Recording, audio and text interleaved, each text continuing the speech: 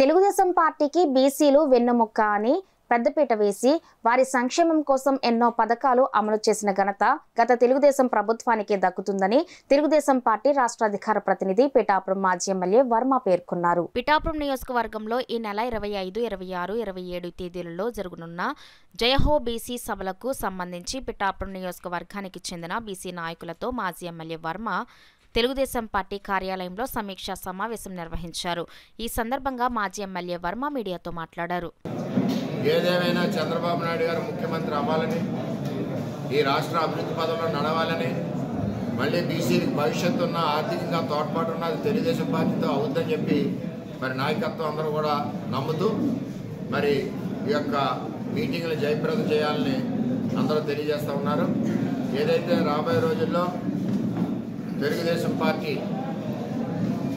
అధికారంలో రావాలని, మరి అదేవిధంగా బీసీల అభ్యున్నతికి పాటుపడాలని, మరి ఇప్పుడున్న చాలామంది గెలిచిన ఎంపీలు అవ్వచ్చు, ఎమ్మెల్యేలు అవ్వచ్చు, ఎక్కడ కూడా కనపడలేదు. వీళ్ళు 4.5 ఏళ్ళు అయింది.